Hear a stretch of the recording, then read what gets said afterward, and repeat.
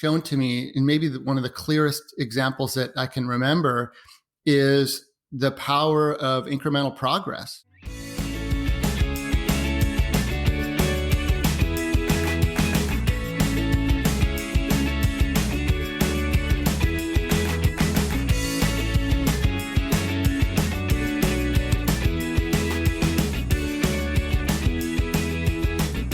Welcome to the Exploring Washington State podcast. Here's your host, Scott Cowan. So I am here today with Jori Chisholm. Jori, I'm going to say, first off, thanks for making this happen. And at the time of recording, we're both we talked before I hit record that it's going to be a little warm where we are. So I appreciate you. I appreciate you sitting in a hot room talking to me. But I would like to know, the first question I have for you is, and we're going to go through a lot of things, but the first question I have for you is, how long, when you started playing the bagpipes at age 11, right? Yeah. I say this somewhat tongue in cheek, but how long did it take before you could play it where other people would stay in the room with you? Because I've heard people say, I've heard people play the pipes and I was like, oh my gosh. So how long did it take you to get a degree of competency? Not to where you're at now, obviously, but just, competent as a child, as a kid. Well, that's a good question. Funny question, but it is true that I think there are some other musical instruments where you can make a beautiful sound earlier in your in your learning progression. So I started when I was 11, and the way you start learning the bagpipes typically is you start with an instrument called a practice chanter, and Okay. A practice chanter, it kind of looks like a recorder. It doesn't have a whistle. It actually has a little reed in there, but it kind of looks like a recorder type thing. And most pipers, they start out on that, and you learn the fingering, you learn a couple tunes. If you're new to music, you learn about music theory and rhythm and how to tap your foot and that sort of thing. And most pipers stay on the chanter for 6 months to a year, maybe longer, before you get onto the big pipes. So that was I just followed that typical plan and took lessons for about a year on the chanter and then got the pipes. And, that's a bit of it's a bit of a learning process with learning how to blow the thing and keep a steady pressure. And there's also like a physical sort of stamina component to it. As there is with a lot of instruments, you're developing specific muscles and you're building strength and stamina. With the piping, it's the embouchure, trying to, build the lip strength and then the arm strength and then the breath. I was fortunate that my parents were very supportive, and I always felt like they loved to hear me play. And, I feel the same way with my kids. I have a couple of young kids, and when they're taking their music lessons and they're practicing, I just think it's an amazing sound, even when maybe to somebody else, it's not what they would want to hear, but to hear your own kid, practicing and playing and enjoying it and getting better. That's the no better sound. Right. The progress is awesome. So your kids, what instruments are they learning? So, I'm teaching my older son. We're doing bagpipe lessons. Okay. And they've both taken some online mandolin lessons and love that. I just thought the mandolin is such a cool instrument. But particularly I thought for little kids, they're 6 and 9, that would be something more sort of sized better than like a guitar or something. So they really love that and singing along with their mandolin playing. With my older son, Colin, who's 9 now, we've been doing something really interesting. And for me, as someone who's been teaching bagpipes for decades, a really interesting, different approach, which is we're doing a lesson every day. And he got inspired. I've been doing some exercising and I've been doing some other things that I've been keeping track of my progress on a little chart. And he said, well, why don't we do this? Why don't we do a bagpipe lesson every day for 100 days? And that was completely his idea. And we've eclipsed 100 days, but it's been really fascinating and interesting for me as someone who's taught for a long, long time. But the typical music lesson sort of plan is you have a lesson once a week with your teacher, or maybe once every 2 weeks, or maybe twice a week if you're really, really into it. So to do this thing that we're doing together, which is a short lesson every day, it's really interesting, and just to see how he learns. And I'm getting some really interesting insights that I'm thinking about and, trying to make sense of how I can implement those with my other students. Interesting, because my son played bassoon, and not by choice. And so how does that work? How do you get an instrument not by choice? They assign it to you in school, or? In this case, his mother selected it for him. Okay. And when he came to live with me, when he turned 13, part of the agreement was that I would continue to have him take bassoon lessons. And so it was a negotiation thing. So anyway, he took bassoon lessons, and he was just never into it. But you could hear when he would practice. I mean, that was the other thing. He wasn't practicing consistently. But when he practiced and he put his mind to it, I could hear progress. With your son and daily, are you able to? I mean, you're an expert, so you probably are able to discern things. But it's interesting that with daily lessons, I wonder, is it easier or harder to see if there's progress? Well, I can definitely see progress, and maybe on a day-to-day basis, it's not, maybe it's not something huge on a day-to-day basis. But what it has really shown to me, and maybe one of the clearest examples that I can remember, is the power of incremental progress. We all know that there's this idea you practice and you keep at it, and you might not see the daily results, but over time you will see it. But we're really noticing it here. And what's different about what we're doing is that it really takes a lot of the pressure off when you're doing something every day like this. It's a bit of a departure from the normal sort of approach that I have always embraced and I've always taught to my students, which is you got to sit down, you got to pay attention, you got to be really focused, the whole 10,000 hours thing, and quality, deliberate practice and all this stuff, and don't practice mistakes. So it's a little bit of a departure from that, where in this case, there's no pressure. In any one session, there's no pressure because we just do it every day. So it's not like, okay, this is my practice now, or this is my lesson. It has to be good. I need to, because I think what I'm sort of figuring out through this experience is that amount of pressure that can be kind of exhausting, and also can lead to some bad habits in the player. So a real common roadblock that pipers, I think all musicians, or maybe even athletes too, that we face is sort of poor technique or bad form. And a lot of it's caused by tension. You just tighten up when you're trying to do something that's challenging, or you're just sort of a little bit overwhelmed by the complexity of what you're doing. You tighten up, and then your form gets bad. And then that ends up being, if that becomes a habit, that becomes sort of a roadblock you have to get over. So really what we're doing here with our daily lessons is, it's like the number one goal is, have fun, learn something, and do no harm. And what I mean by that is I'm just trying to be really careful that, he avoids some of these pitfalls that we get into, these bad habits. And you can't avoid them all, but, try to learn a little something, have some fun, and make sure that we don't get into any bad habits along the way. So it's been working.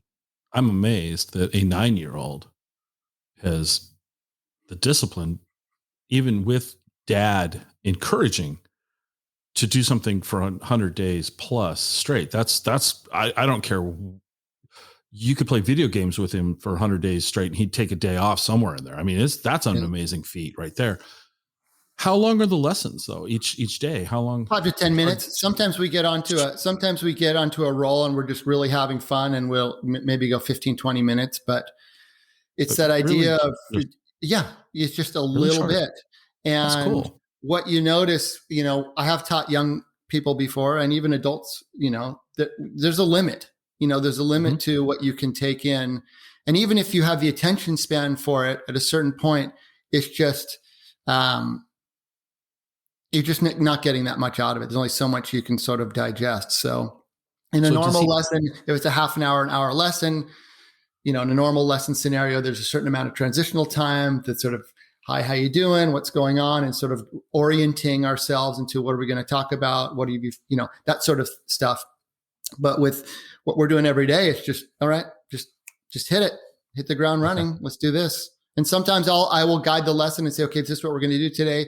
And some days I'll just give him the option to say, well, what do you want to do? What do you want to work on? And sometimes he wants to play something we've done before, or sometimes he's really hungry to, say, Dad, show me something new. So does he, how regularly does he practice? He doesn't practice at all. So it's just the 5 to 20 minutes at tops daily. Every day. That's it. And I would say if someone was practicing on their own, that would be great. If you got 20 minutes a day, 7 days a week, that's good. I mean, I think the way that our brains learn, you're better off having shorter sessions every day rather than, oh, I'm too busy, I'll do it tomorrow. And then a few days go by and then you're like, well, I got time on Sunday and I'm going to block it out. It's like, that's not how your brain works. We're like, you need to sort of be snacking along the way and not just fasting and then, like having a feast. Right. Like some sort of predatory snake, eating once a month thing. Like our brains don't process information that way. So that's very cool. So at 11, you started, and then through high school and all that you were playing, and then you ended up at UPS. Yeah. And for those of you that think I'm talking about the brown trucks, I mean, University of Puget Sound. Yeah. Why did you select University of Puget Sound? Yeah. So I was looking around different schools and, I was looking at schools back east and some schools down in California, and toured up at Puget Sound, loved the campus. At that point, I was really certain what I was going to do with my life, which was I was going to go to medical school. That was my plan. When I was a teenager, I was very driven. I was very academically driven. And they had a great health sciences advising program. So for young pre-med types like myself, UPS was the place to go. In fact, in my freshman dormitory, I had 3 roommates and we were all pre-med students, and none of us actually ended up going to medical school. But I think that's part of the learning process. So I can understand when I meet a young person who's totally driven and totally certain on their life's path. And I also, can understand how things can change really quickly. You go to college, you got exposed to some different things, you grow and develop. And I always had a sense that bagpipes were going to be a big part of my life. I didn't have a sense of how that was going to be. There really wasn't anyone that I could look to say, okay, this is how you can make a living as a bagpiper. All the great pipers that I knew had day jobs, right? It was they were very, very intense on this hobby, basically, and sort of like semi-professional in terms of their dedication, but not professional in terms of making any money to pay the bills, right? So there were some pipers in Scotland who would teach in the public schools. There's some of that going on. And then there were, of course, pipers in the Scottish Army. So that's one way you could go, but those were not options for me. So I didn't have a clear sense of, okay, well, this is how you're going to commit your life to bagpipes and also have a job. So that was part of what I had to figure out, and finished my pre-med stuff and took the MCATs in college, although never applied to medical school. I ended up getting a psychology degree, and that was the start of me finding that an academic discipline that really connected with what I was interested in, and I'm still very interested in many of those topics that I was first introduced to in the psych department. How people learn, sensation and perception, stuff about how our brains interpret music and rhythmic sounds and pitch. I did my senior project on music perception, and there's a field called psychophysics where it's sort of the interplay between stimuli in the physical world and how we perceive it. So it's sort of a sensation and perception thing. And it just absolutely sort of brought together some of my interests that I had, sort of like biological, medical sort of stuff with the science and then with music. And in addition, in my major learned about, studied learning and behaviorism and motivation. One of my favorite courses was a 400 level course that was sort of an introduction to some clinical psychology, and very much I still think about that course in terms of, we did a behavior change project. So, I mean, that's a big part of learning an instrument, is sort of like setting a goal and observing your behavior and figuring out your personal obstacles and your things that motivate you. And, so it was very formative. And, I still think about that kind of stuff. And I still read a lot of books on that sort of personal development, motivation, learning, totally applicable. And I use that in my teaching and in my own playing. I was going to say it sounds like, unintended consequences of your college led you right to being an instructor. I'm looking here. So you were taking trips to the Coeur d'Alene piping school, which I joke it's in Idaho, so it's dead to us, but it's so close to the border that we'll talk about it. But the question comes to mind is, I don't think of bagpipes and Coeur d'Alene in the same breath. Now, that's because I'm not an aficionado, but tell us about this Coeur d'Alene piping school and why you would go. What was the draw? Yeah. So, we got to go back 20, 30 years pre-internet, so before YouTube, before email, there were pipers around the world and, really intensely, into this hobby and this community. And here in the Northwest, there's actually a very high standard of pipe bands, piping and drumming. And I grew up in Portland, live now in Washington State and Seattle, but all the way from Portland up to Vancouver, BC, and sort of Spokane and into Coeur d'Alene is this really strong community. And we have all our Highland Games and our festivals. Mm-hmm. So before we were doing stuff online, pipers would travel. We would travel. I would travel as a kid all the way up to Vancouver for these big competitions. And we would just go wherever we had to go to hook up with our fellow pipers. And I don't know the exact history of it, but I think there were some, I'm sorry, I don't know the history of it, but the place to go, there was this 2-week summer camp that was in Coeur d'Alene. They had it at North Idaho College, and they got pipers from Scotland. That's where I met Pipe Major Evan McRae, Andrew Wright, these great pipers from Scotland, pipers from all across Canada and the Northwest and even further would come for this 2-week thing. And it was just a dream for, a young kid to be there and staying up late and sneaking out of the dorms and just piping morning till night and swimming in the lake. And it was just an amazing experience. And I'm still friends with some of the pipers that we met as kids at that camp. Well, you mentioned Evan McRae and Andrew Wright. And also I'm reading from Wikipedia, full disclosure, and I'm going to stop because you're going to have to say a word for me. As well as making an annual trip to the Coeur d'Alene Piping School in Idaho, where he studied, I can't say it, but basically please help me out here. I mean, I'm making fun of myself. With P? Yes, the word that starts with P. Please help me. Yeah, P-brach. You can do a little bit of in there, P-brach or P-brach. Okay. And that's a Scottish Gaelic word. It means piping, literally, but it's a specific form of bagpipe music. And unless you really have been into the piping community, you may have never have heard this type of music, but a lot of pipers, they love it. These tunes are really long. They're quite complex. It can have sort of a mesmerizing effect. They start out quite slow and then they sort of build in complexity. It's a theme and variations. And these tunes might be, a short one might be 7 minutes long. The longer ones go up to 20 minutes or more. So it's sort of, a lot of pipers consider it the highest echelon of our repertoire is this P-brach music. And my first teacher, got me into that. And then I was lucky to be able to study with Andrew Wright and many other great pipers over the years. Wow. Okay. Wow. Side note, how does one manage to play a bagpipe for 20 minutes? Well, you got to be in shape, really. Yeah. So, having your pipe set up properly is a huge part of it, right? So unlike a concert pianist that just shows up and the Steinway is just sitting there waiting for you, a bagpipe is a very personalized thing.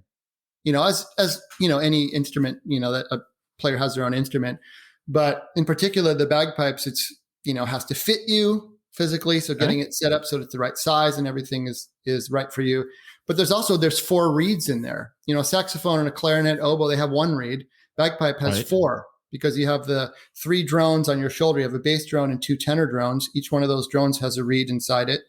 And then the chanter, which is where you're playing your fingers, where the melody comes out, there's a reed in there as well. So getting everything set up so that the instrument fits you, that it's airtight, and that your reeds are set up properly and efficient, that's a huge part of being a piper. It's, you have to sort of be a bit of a mechanic in terms of getting the whole machine really working well. All right. So these questions, total acknowledgement. I know what a bagpipe looks like, but I didn't know there was reeds. So there we go. I mean, I know nothing about this instrument. So I'm going to try to relate it to another instrument that I know a little bit about, but it's the only way I can process it at the moment. Do you play more than one bagpipe? I mean, do you have, like, guitar players have, some of them have acoustic guitars, some of them have electric guitars, and then they have, this and that. Is that similar in the bagpipe world? Do you have different? I do. Bagpipes? I have multiple sets of pipes. I'd say a lot of pipers, they maybe have one set. I used to be like that for years. So I have, my main instrument is, what people think about the bagpipes is the guy in the kilt marching around with the drone sticking up. So that's what we call the Great Highland bagpipe. And that is from, originally sort of flourished in the Highlands of Scotland. So that's the Scottish pipes. There's also something called the Scottish small pipes. And small pipes are much quieter. You might hear them in a folk band, like a Scottish folk band with guitar and fiddle, that sort of thing, sort of like a pub kind of little folk band. In a way, it's has a similar tonality to the Irish pipes. So there's the uilleann pipes, the Irish pipes, which you may have seen. They don't blow into the bag. They have a bag like I do on the Scottish pipes, but instead of blowing, they have a bellows under the other arm. So they have both arms going. Okay. So there are other forms of pipes. And, I think Scotland is most famous for bagpipes, but also Ireland. There are pipes in Asturia and Galicia in Spain. There are pipes throughout much of Europe. There are Swedish bagpipes, Bulgarian bagpipes. So all throughout Europe at some point I've seen a Estonian bagpipe. So different pipes. And what they have in common is, some sort of flute type thing, a flute chanter type thing, which is like a flute with a reed in it. And then a bag. That's what they all have in common. And then you have these additional drones that you can stick on it, from 0 drones up to, I think, 4 or 5, depending on the variety. So broadly, that's what a bagpipe is it's a reed instrument with this bag. And what the bag allows you to do is have continuous sound and take a breath. So unlike a flute or a whistle or something where you're blowing directly on the reed, those stop playing as soon as you stop blowing, or they require circular breathing. With the bag, you're maintaining the air pressure with your arm by pressing on the bag, and then you're blowing, you're just topping off the bag and just keeping it full. Oh, okay. So that's actually a big skill in being a piper, is your ability. We call it blowing steady, although it's not blowing. It's a combination of blowing and squeezing with the arm, but your ability to keep the pressure going for the length of your performance, and very importantly, to keep a really steady pressure. That's one of the big skills of being a piper, and to get a really great sound that's in tune, that stays in tune, that's, it's all the parts are working together, requires that you maintain that really steady foundation of steady pressure in the bag. That's a particular skill. This is fascinating to me.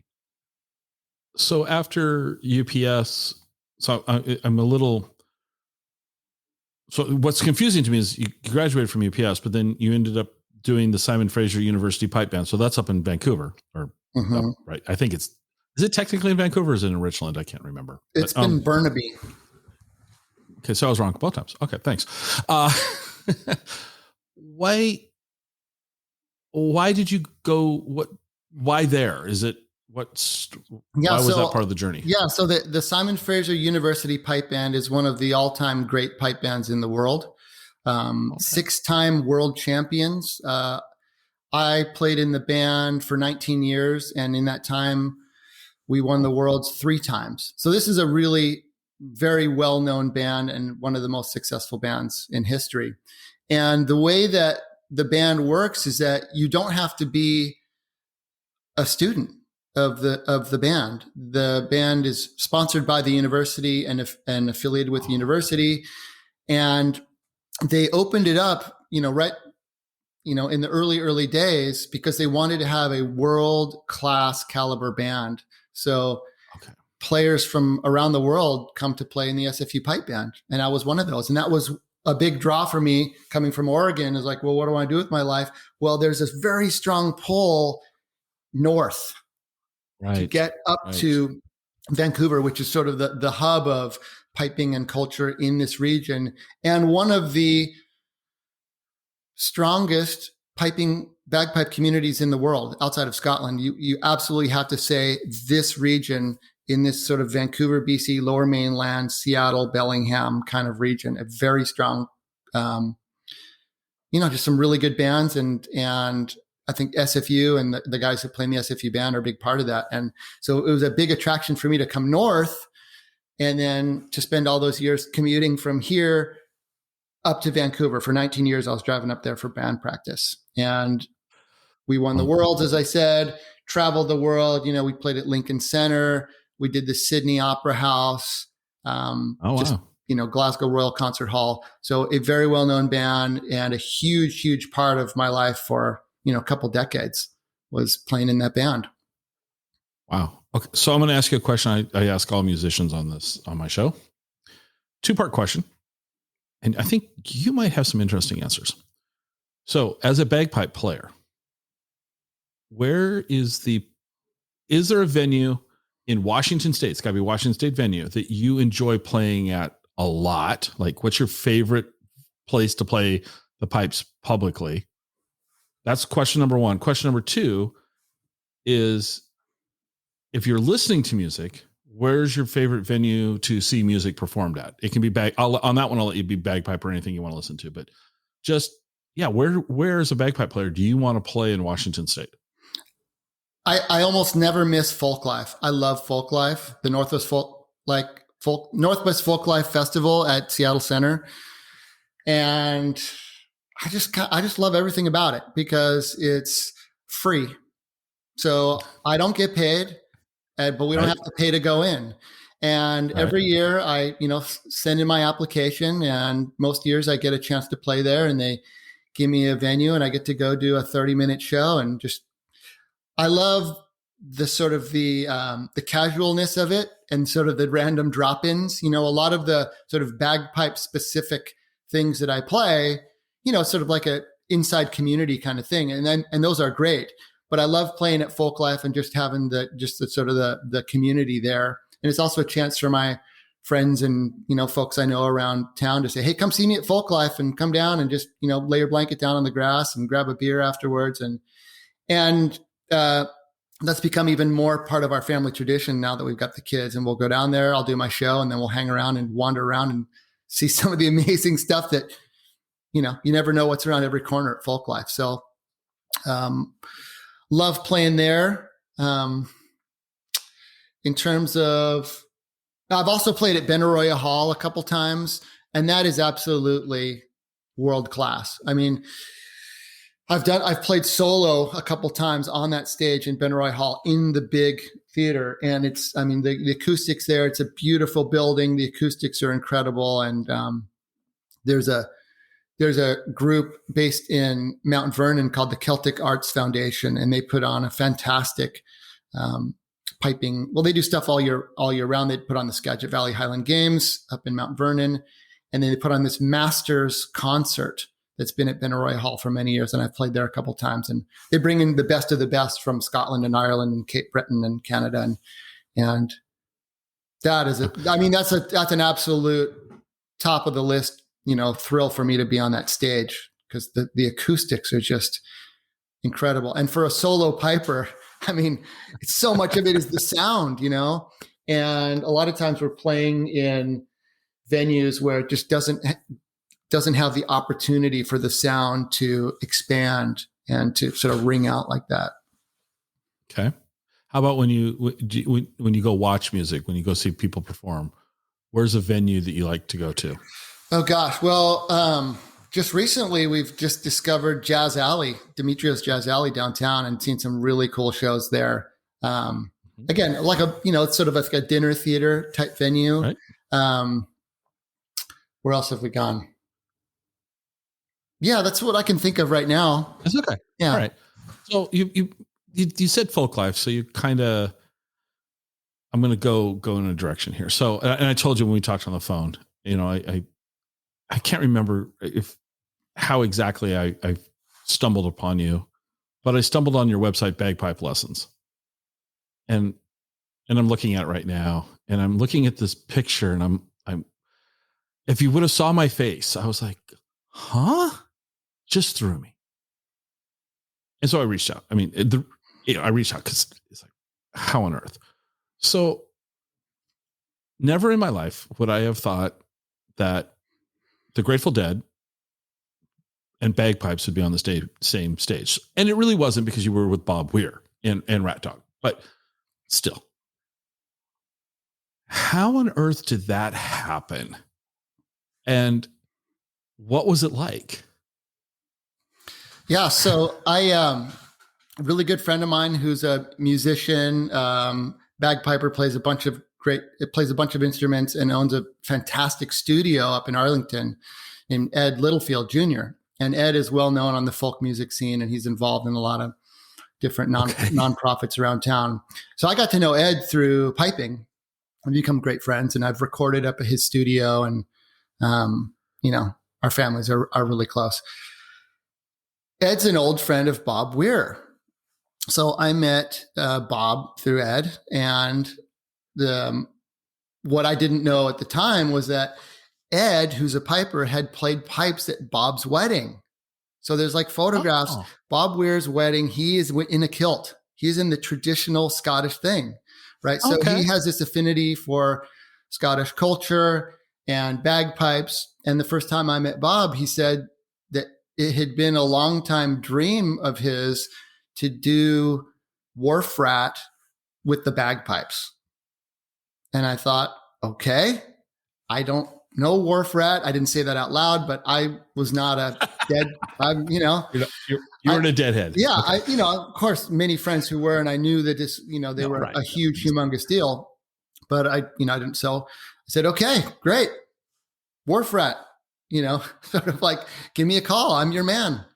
And went home and, did some YouTube research and tried to find all the recordings I could. And I can't remember how long it was after that, but I think within the year, he called me up, phone rang, and he called me up and said, hey, we're coming to town and we're doing the Moore Theater, and let's do that wharf rat thing we talked about. So that was, oh man, when was that? 2007 or something. So that was a while now. And it was incredible. And in fact, Ed Littlefield, he sat in and played some, I think he played some pedal steel on that as his main instrument. Oh, wow. In that show. Yeah, and there's some videos of it up on YouTube. Fantastic experience, just amazing.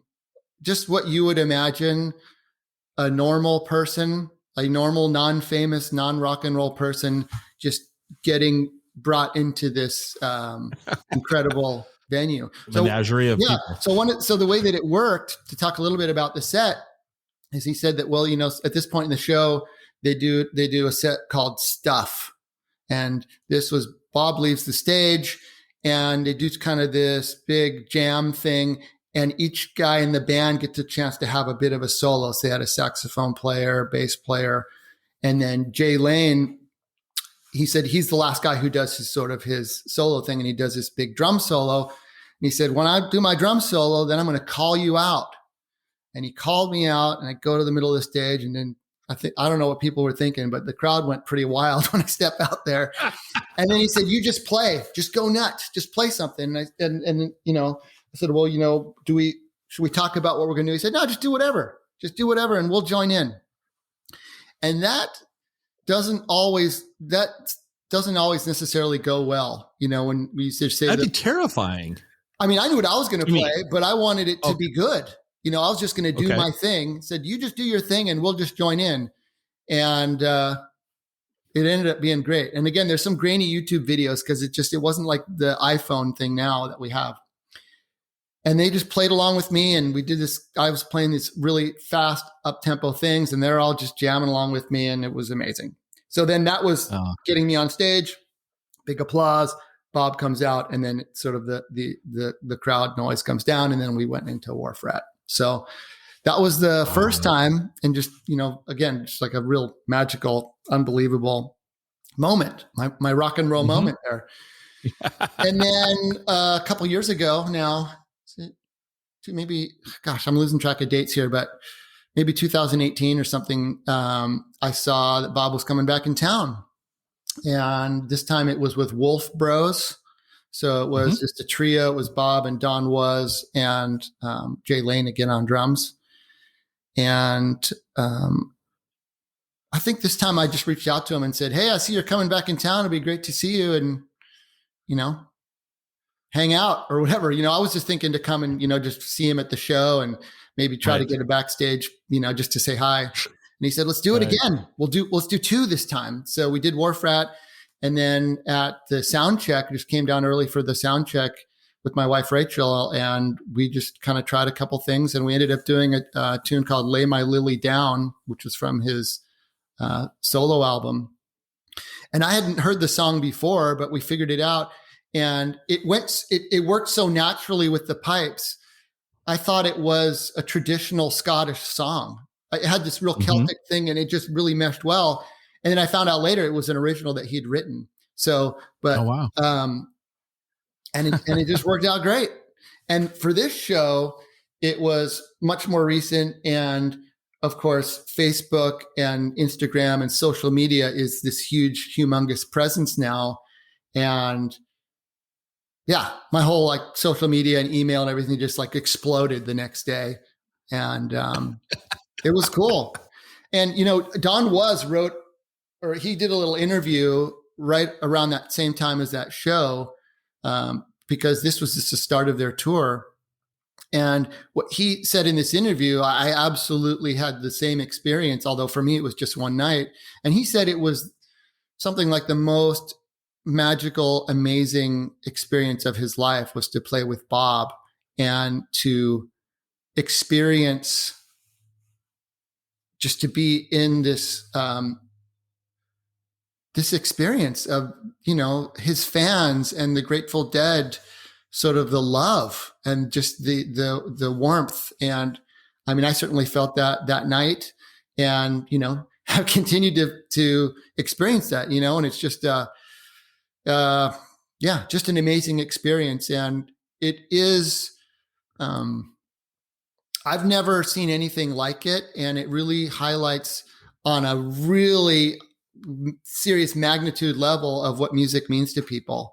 And, and a reminder to me as a musician of the power that you have as a musician to give people an experience, a fun experience, a communal experience, maybe even a transcendent experience.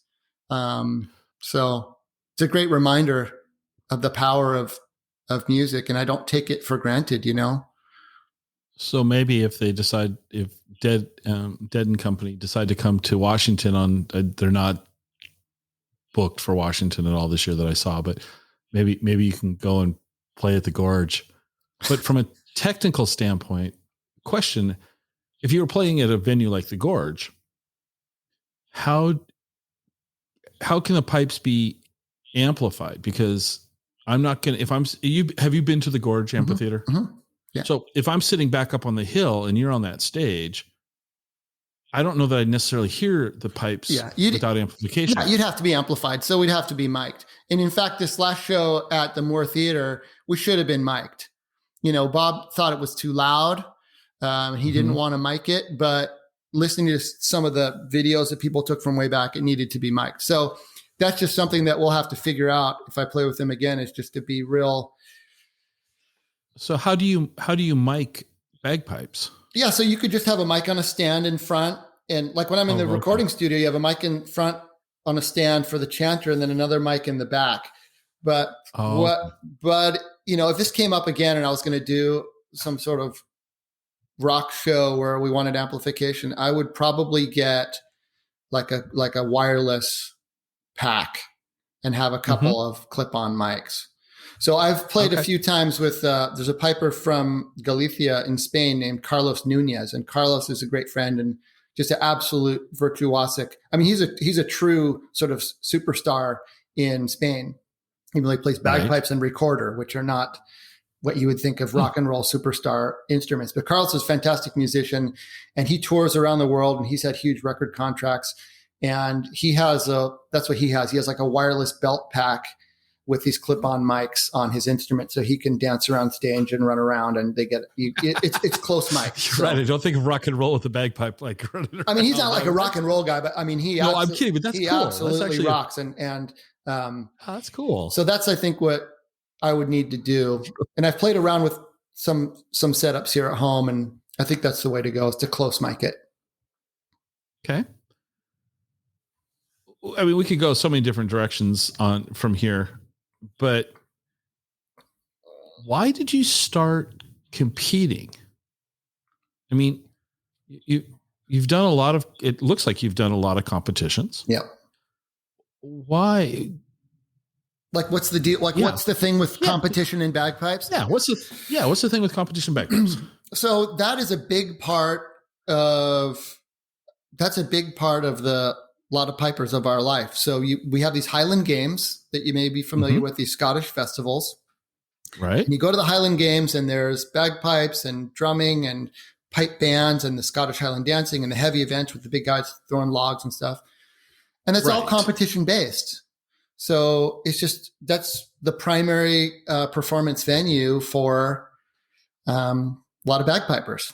And so I started out as a kid in Oregon, going down to this thing that we call the Pipers Club. It's the Oregon Piper Society, and they would have these monthly get-togethers where they'd have a little competition and a featured player, and you come down and listen to the featured player.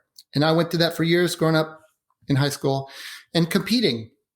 And, like they have competitions in other musical forms. They have classical music competitions, and, high school bands have these sort of competitions and stuff. So it's just a thing, and got really into it and was doing well locally and going to the Highland Games, then going up to Vancouver and competing up there. And there's the way that the system is set up is you have these sort of graded categories starting out at grade 5, 5, 4, 3, 2, 1. And when you win enough competitions in your grade, you get upgraded the following year and you work your way up. And then after grade 1, the highest level is what they call the open or the professional category. So, I spent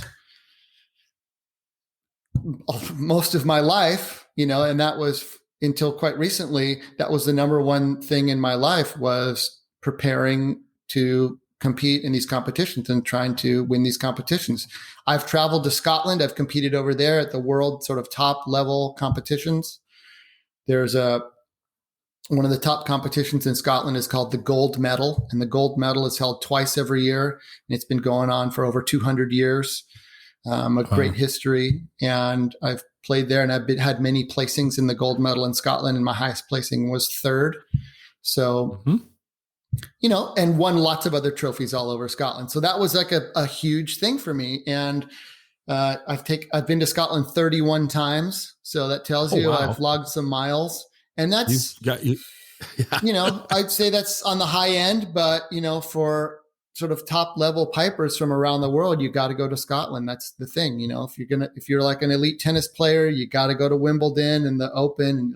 This is what you got to do. There's the Tour de France. It's like, pick your thing. That's what you got to do, is you got to go to Scotland and play against the best. Wow.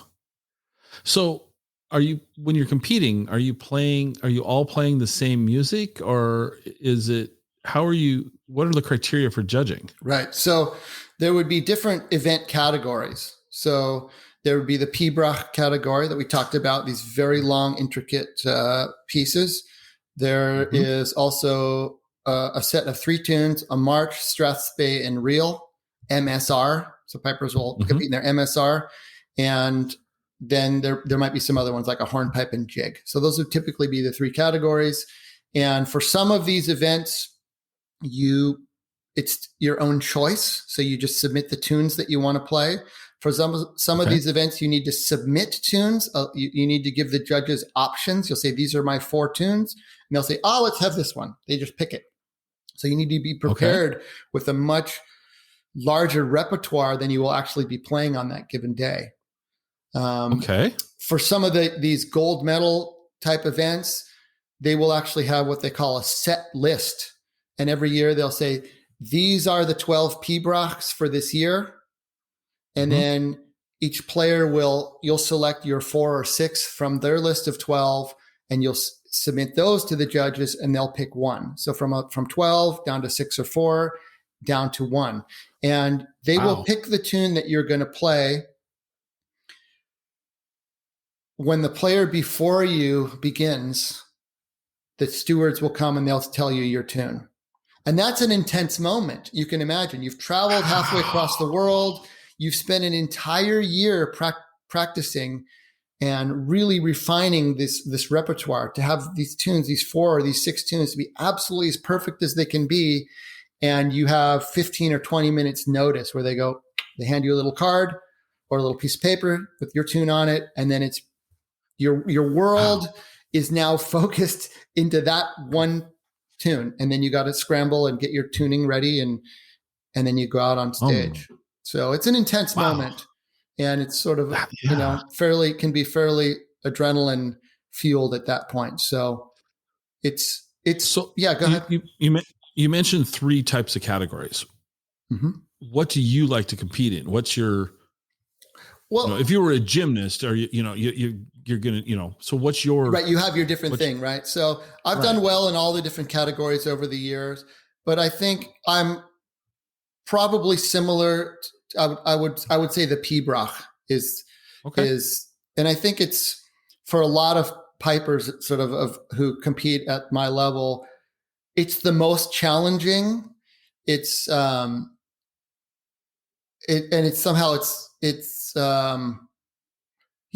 most challenging, and it's the most sort of interesting and the most fulfilling. Some of these tunes are hundreds of years old, and the way that they've been taught is they've been handed down through the generations, through this sort of like oral tradition of learning it from your teacher. And of course, these days we have recordings and YouTube and CDs and everything. But before that, you would learn this tune from your teacher, and he learned it from his teacher, and it went back through the generations, and you can actually trace your lineage all the way back 600 years from how you got this tune. Now, of course, it's less like that now because you have influences from many people because of everything being online, and also people travel. It's not that you lived in your one village and learned from this one person. Right. But it's, I don't know what other sort of musical form that I could connect it to, but it can be quite personal how you express these tunes. And it's also a little bit of it's sort of a challenge to figure these tunes out, because some of these tunes, they come from these old manuscripts that are a couple hundred years old, and you're trying to figure out how this tune should be expressed properly. And you have some amount of personal expression that you can put into it, but also there's a historical tradition here, right? So, I mean, you could look at a great, well-known classical piece like a Mozart or something, and you would go, well, if you're a great performer and a world-class famous performer, you get to do it your way, but you also want to be true to the piece because it is a well-known piece that has sort of a tradition behind it. So you want to sort of fulfill people's expectations, but also put your own little bit of a twist on it. So you mentioned teaching, and through the years being the lessons being handed down teacher to the student, and you run a very modern sounding bagpipelessons.com. What inspired you to start teaching bagpipes, and did you start out in person, or did you start on this online school? Was that the way you got started? Yeah. Well, to go back to we were talking about earlier, so I went to college and I had to figure out what I was going to do with my life. So graduated from college, had a job for a year, a real job. And I knew that was going to be a temporary thing. And then that second year after I was out of college, I started to try to figure out what was going to work.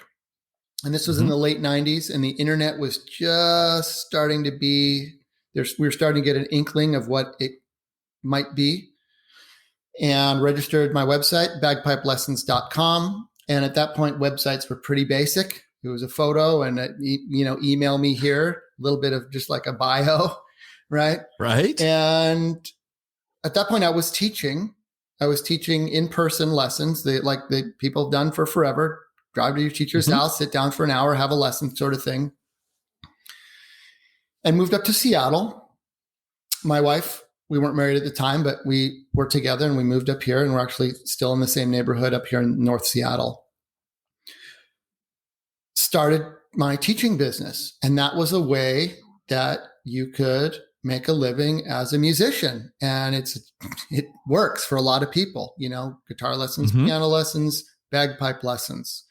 And what's good about Seattle is it's a big enough city that, you wouldn't be able to be a full-time bagpipe teacher in a smaller place. Wenatchee would not be a great place to have a bagpipes. Yeah. Well, you could do it now so that transitions into what so in 2003, Apple released their webcam called the iSight webcam. And I've always been a big Mac guy. And when that came out, I said, I got to get one of those, because they released it with this program called iChat AV. And it was video chat. It was like before Skype, before Zoom. This was the thing. And at this point, I had been studying with Michael Cusack. And Mike is the most winningest piper that the United States we've ever had.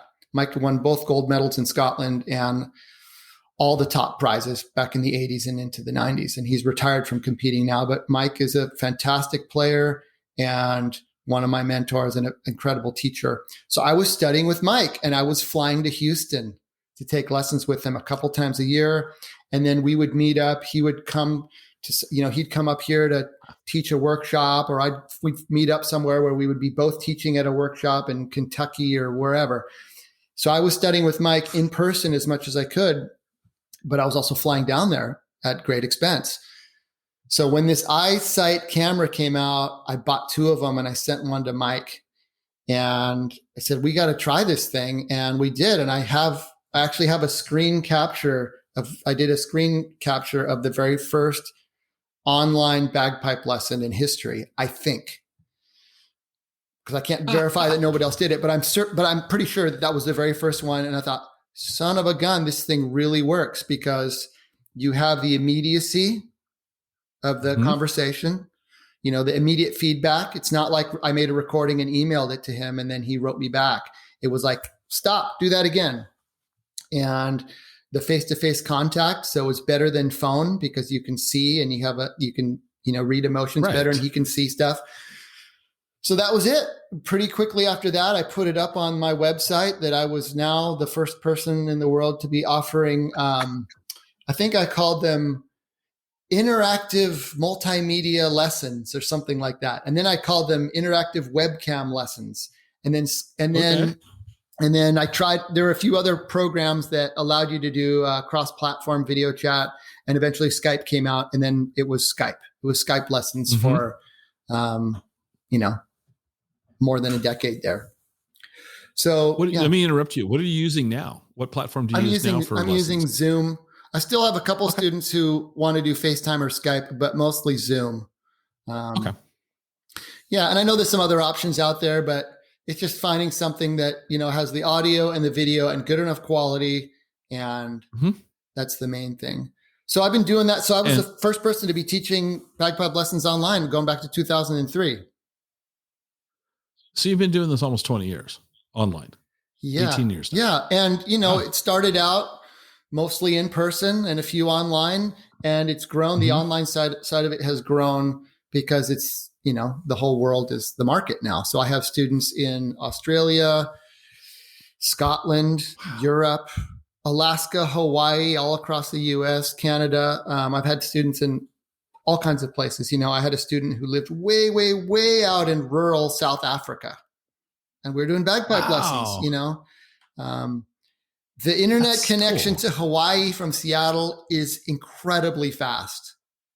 Sometimes the connection to Hawaii will be better than it is to other parts of, the mainland. It's the fiber optic cable or whatever. So the barriers are, they're being torn down. Yeah, they're dissolving, which is just a fantastic thing for everybody. But I've noticed it in what I do because bagpipers are spread out, and it's not as easy to find a bagpipe teacher the way it might be to find a piano teacher or a guitar teacher or, something like that. So it's been really, the internet has been wonderful for all these niche type communities, finding people, finding content, connecting online. We're in the midst of this technological revolution that's just, it's just amazing. Right. So I got a email in 2012 or end of 2011 from a reporter at the New York Times. And she said that she was looking into the growth of Skype music lessons, and could I talk to her? So of course I emailed her back because that sounded like a good opportunity to talk to somebody. Sure. And we emailed, and then we talked on the phone, and she was working on this story, and then she wanted to schedule a photo shoot.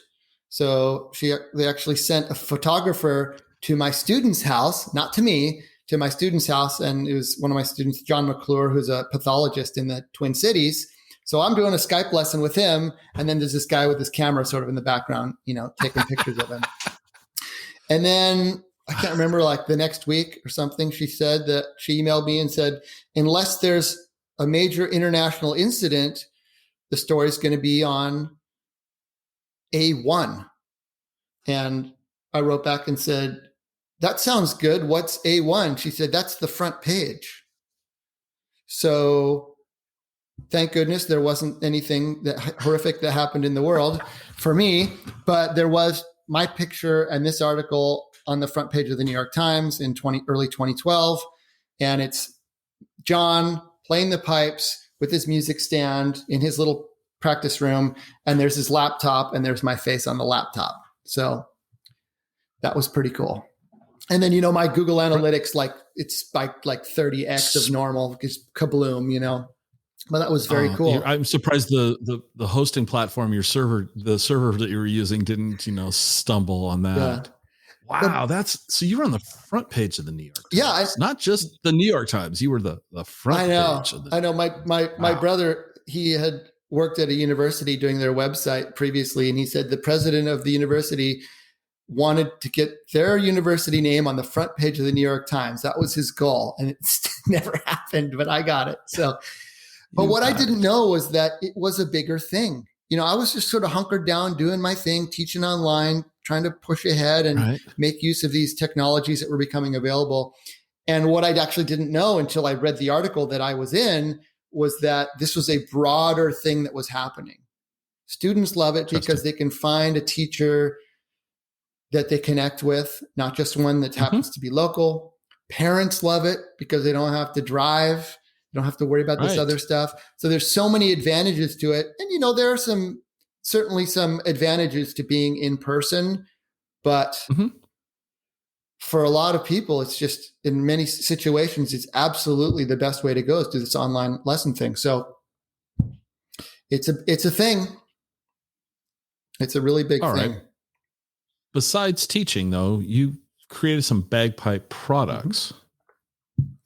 Yeah, so I've got I can tell you about that. So I'm looking at the Ultimate Bundle. So it's called the Tone Protector Ultimate Bundle. It's got a chanter cap, a reed case, bagpipe gauge, reed poker, and a phone mount. Yeah. So I'm really scratching my head on what these caps do. Right. Because it looks like it has like a humidifier. Exactly. Yeah.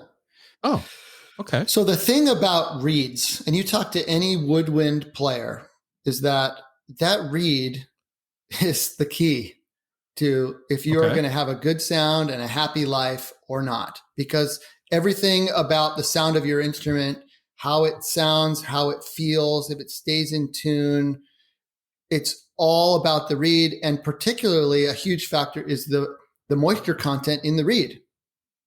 So that these cane is like a natural material. It's like a bamboo kind of material. And pipers spend typically just huge amounts of worry and stress and time fooling around with their reeds, and bagpipes get a bad reputation because, people talk about what an out-of-tune bagpipe sounds like. And there's a certain amount of truth to that because the pipes are loud, it's continuous. And if it's out of tune, it's not a good sound. Nobody's having a good time at that point. So having a great sound is important, and having pipes that sound great and feel great is largely determined by that reed and the moisture content in the reed. So that was the challenge. And what I came up with was this cap that goes over your reeds. So when you're done playing your pipes, you pull the chanter out of the bag, you put a little cap over it that screws on. It doesn't touch the reed. It's a little dome that goes over the reed. Now they've had these chanter caps for years, and they're made out of wood or plastic, and they protect the reed from physical damage, but they do nothing for the environment that the reed sits in. And that was this innovation, was this chanter cap that has a digital readout on the top. So it will tell you the humidity that's in the cap. And it has these moisture control packets that will deliver the optimal level of humidity to that reed by controlling the humidity in the air inside that cap. So that's called the tone protector. And you can think about it as a digital humidor for your reed that attaches over the reed. And it uses the same kind of technology that someone might use in their humidor to store their high-end cigars, these little moisture control packets. And then you got the little readout that tells you that it's doing what it's supposed to do.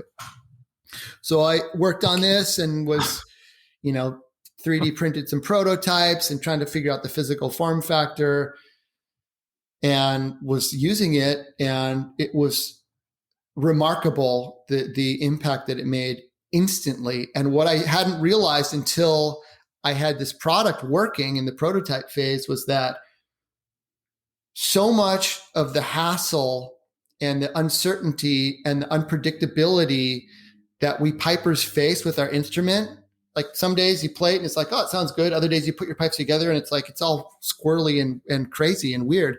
But so much of that is caused by a fluctuating moisture content in the reed. And you don't even realize it because we don't feel it. Like if it's really humid or really dry, you feel it, but you won't, like even in a given day, it might fluctuate 50% relative humidity. You don't know it, but that's happening to your reed. It's constantly sort of soaking up moisture and drying out. And that's what contributes to that unpredictability and that hassle factor with these reeds. Having the tone protector eliminates almost all of that. So, so it's been a very interesting process. It's been my most successful product, but working with patent lawyers, working with manufacturing, working with sort of supply chain type thing. But it's been really, really cool. It's being used by many of the top bands in the world. Some of the absolute, like the very best pipers in the world are using it as part of their, as part of their toolkit to help them. So it's been very cool. There's a website called Pipes Drums, which is sort of like the main sort of online magazine for pipers. And I won some awards there, product of the year, that kind of stuff. So that's been really cool for me as an additional part of,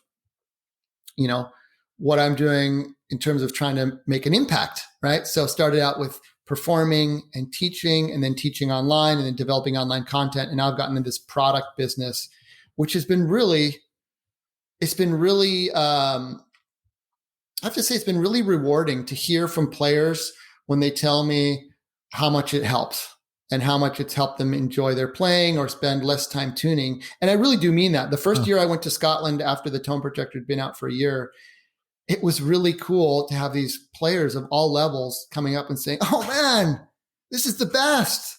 Thank you." Oh, that's, and yeah. So I'm always kind of thinking that way in terms of, well, if this is a problem for me, or if this is a problem for my students, like what can we do? Is there sometimes it's a more sort of like a learning technique or a practice technique or an exercise, or sometimes it's a way to a process that you can do with your equipment, or a different way to set up things, or sometimes it's a new piece of equipment that needs to be, invented. So I've always kind of thought of things as, okay, well, this is a problem. This is something that's annoying, or this is something that is a difficulty. Well, instead of just struggling with it and accepting that as the way it always has to be, maybe there's something we can do about it. And again, it's not always a gadget. Sometimes it's an approach, or it's a way of thinking about it, or it's a technique, but sometimes it actually is a product. I remember reading about Eddie Van Halen's patents years ago. Oh yeah. And first I thought that's kind of unexpected. And then you can actually look at the patents, and he has patents for, a peg head on a guitar, or he had a patent for you could flip up the little table so he could sort of tap on his guitar. He's got patents for amps and stuff. Well, after thinking about it for like a minute, you think, well, of course he has a patent. Who else would know about the limitations of guitar equipment, or who else would know better about what needs to be out there than Eddie Van Halen? And that was part of this little seed of like, well, if I'm teaching all these people and I'm playing and I'm trying to be the best I can be, and I'm trying to help others achieve greater enjoyment or consistency or elevate their skill, and if I see that something is a problem, and if I have an idea that could be a solution to that problem, well, then I should be the guy who comes up with it. So because it's a little bit of imposter syndrome where you're thinking like, I'm not an inventor. Patents, those are for other people. But then you kind of go, well, no, maybe I am the guy. Maybe I'm the guy who can come up with it. So it's been a fun process of, how do you get a patent? Well, I don't know. Well, you just, I had one of my students, and one of the absolute joys of doing what I do and teaching people over the years is you meet some very interesting people, and a lot of them are quite accomplished in their own, careers. So one of my students is a lawyer, and he said, you know what, I'd love to help you, with this patent situation. So he set up a call with one of his colleagues, and we had a 3-way little Skype call, and that guy's my patent lawyer now. And it's like, okay, I have a patent lawyer. All right, here we go. Oh my God. So it's just kind of one of these things of having an idea and just sort of trying to pursue it a little bit and just kind of pull on that string and see what's at the end of it. And I have lots more ideas, and, can't do them all at the same time, but trying to. Well, so let me ask this question then. You have a lot more ideas. What do you think's next for you? So now that we're kind of come out of the pandemic and we can leave the cave again and go outside and do things musically for you, we've glossed over a lot of things. You've recorded, you're a composer, all of these things that we've just completely glossed over in this episode, and we'll point links to where people can find out more about you when we're done with all this. But what do you think's next? What's on the horizon for you? What's next? Yeah, great. So unfortunately, most of the in-person festivals and the Highland Games are not happening this year, even though things are opening up, which is absolutely, we're also happy about that. It's just too much of a planning timeline. But I'm looking forward to, going out and seeing live music. I'm looking forward to doing more performances when these things come up. Another thing, I think sort of a mindset shift for me over this pandemic, I know we all had similar experiences, but different experiences. But for me, there was so much uncertainty last spring in terms of what's going to happen. It was quite frightening. and all that uncertainty. And for me, much of 2020 was kind of in a holding pattern. I'm teaching online. I'm like, we're just trying to see what's happening. And I think at the beginning of 2021, I just personally, I had this sort of feeling of, well, whatever's going to happen is going to happen, sort of an acknowledgement of like, this is out of my control. But I had this thought of, when this thing is over, I want to be able to look back and say, I didn't squander the whatever time I had, right? So just trying to make the most of it. And I know that's, I'm not saying that's for everybody, but that was sort of my thing, was like, all right, I have this online based business. I have this opportunity. I have a loyal, dedicated student base. Well, let's see what we can do. Let's be creative. And, one of the things that I did was I've been growing my online. I have a membership now. I've had it for years, but I've really expanded it over the last year. It's called the Inner Circle membership. And people get access to this huge website of lessons that you can just watch, videos, tunes, sheet music, just watch anytime you want. It's called the Studio. Oh, wow. I mean, hundreds and hundreds of lessons here. And I also do weekly live Zoom classes, these live sessions. Okay. So these have been very popular, and they've been really, really fun for me to be able to engage live. And that was something that came out of the pandemic, was what can I do now that I've been teaching online one-on-one, but to do some of this like exciting interactive live group classes. So I'm going to continue to be expanding that, because the people who are on my Inner Circle, they seem to really love it. I get a lot out of it. That the interactive element is great. I am working on a book, a tune book. So what pipers do is they will publish a book of tunes. Many famous pipers through the years have published their books, and I've written tunes, and I've won composing competitions, but I haven't published my own book. So I'm working on that this year. I am producing a series of recordings of great pipers. So we actually recorded the first piper back just before the pandemic, and we're going to be looking at getting that out by the end of the year. So we're recording it up at Sage Arts, which is up in Arlington. That's Ed Littlefield's studio where I've recorded. And that's one of these absolutely world-class studios. Bagpipes sound incredible in there. So we want to get this CD out, but the plan is to release 1 or 2 per year, and to capture some of the great pipers who are, friends of mine, and to get them into this world-class studio and to really capture these great pipers. So that's another thing, sort of doing a bit of a kind of, whatever you want to call it, record producer type thing. Right. Another thing that I'll mention that I started, or that has come back during the pandemic big time, has been this online competition. So we talked about how big competition is for pipers. It was really hard when this pandemic hit and everything was canceled, because that's how pipers perform. That's how we get motivated to practice. That's how we come together as a community. In 2011, I started the world's first online bagpipe competition. And instead of performing live in front of a judge at a Highland Games, you would record your video and then submit it to the judge, and the judge would watch the video and watch all the videos and award the placings. So just like in an in-person competition. And then every player gets a critique sheet of comments from the judges. And that's a really big part of why pipers like to compete. Well, if you can win, but not everybody can win, but everybody can get feedback from a judge. So I started that back in 2011, did a few of those. They were really successful. We had hundreds and hundreds of entries, and then got busy with kids and tone protectors. And, my life got busy in other ways, but I always had this thought that I wanted to bring back the online competition. Well, March 2020 happens. Everything's getting canceled. I thought, this is the moment now where this is, again, to just go back to that time, it was really frightening. And it was very, it was almost disorienting. What's happening here? And well, what do you mean my kids can't go to school? And what do you mean we're not having the Highland Games? And so I thought this is the perfect time for me to be able to give back to the community, my piping and drumming community, because I had this online experience and I had already set up this model.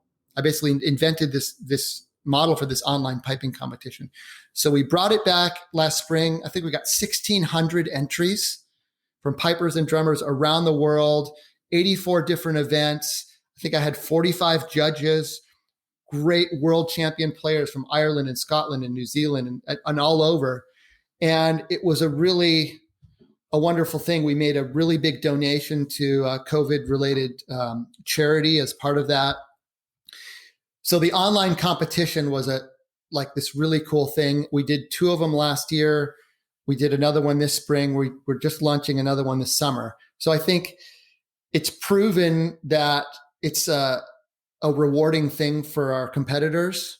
We hear from these players who are very thankful to be able to do something that's global and community and gives feedback and an opportunity, sort of some motivation. So even when the pandemic's over, I look forward to seeing everybody at the Highland Games and in person. But I think these online competitions are going to continue just because they're just one more way that people can,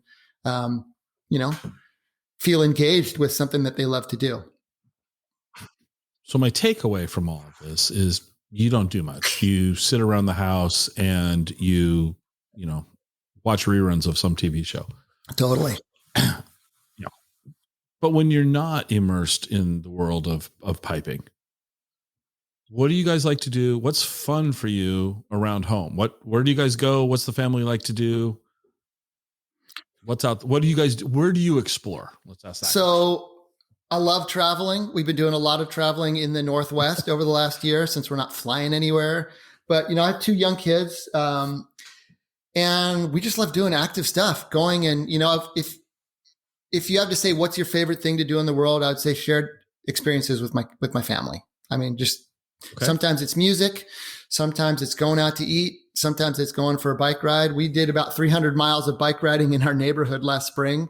Like we were just okay, let's get on the bikes every day, get out there. One of our favorite spots is getting up to the San Juans, going up to Lopez Island and just enjoying love Lopez, getting out there. And so that's, the going up to, going up and swimming in the river up in, swimming on the Stillaguamish River, just getting outside, biking, hiking, swimming in the river, jumping in the salt water. That's, I think, our favorite thing to do. And then, really go and loving to go out too. My kids are always saying, can we go out? To go out to dinner or go out to get a beer. We have a local microbrew place that has root beer on tap and the kids just want to go there and just be out, be social. Okay. So where do the kids want to go for dinner? If the kids are coming in, Dad, we want to go to dinner tonight. And you look at your wife and she's like, okay, where do they want to go? What are the kids into? Like specific places or the types of places? Yeah.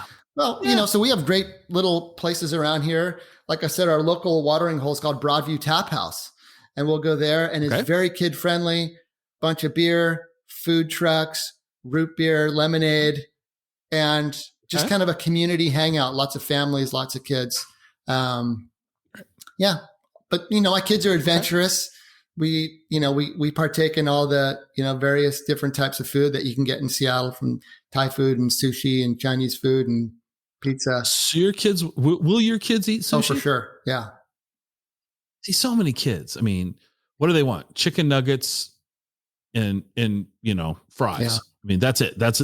They'll be adventuresome and maybe have pizza. I'm kind of kidding, but the fact your kids will eat sushi, that's awesome. Yeah. It's very cool. It's even the sushi chefs at the sushi counter will look down and be surprised at my 5-year-old that's just pounding raw salmon, So we try to, I think some of that is just temperamentally based on just sort of how you are, but we also try to encourage it, as much as we can, because oftentimes, you try something and you're like, son of a gun, I really like that. All right.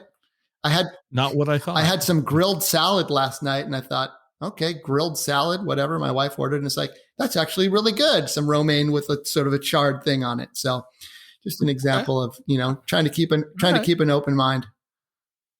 Yeah, there you go. So let's wrap this up.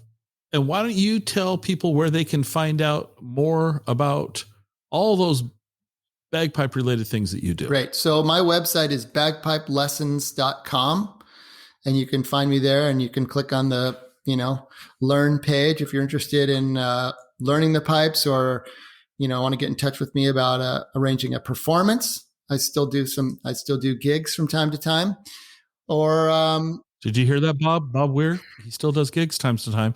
Yeah. So check out my website, sign up for my mailing list. You can check out, I have a shop there. You can look at some of my products.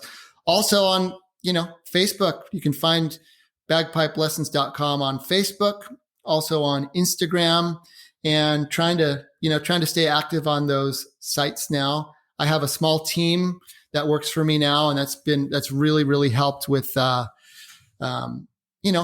helping make a bigger impact. So I have an assistant now who's sort of my director of marketing and outreach, and that's been really, really good. So I can focus on some of the more, creating new content, but also on some of the bigger picture things, developing new products and stuff. And she does a great job with, making sure that the right images and that the spelling's right when things go up on Instagram. So that's been fantastic. And I feel, just really lucky that I have a great assistant and that I'm able to do that. So. All right.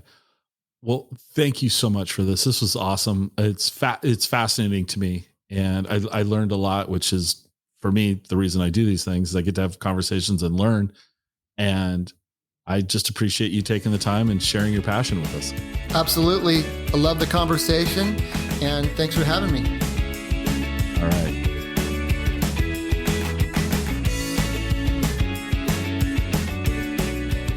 Join us next time for another episode of the Exploring Washington State podcast.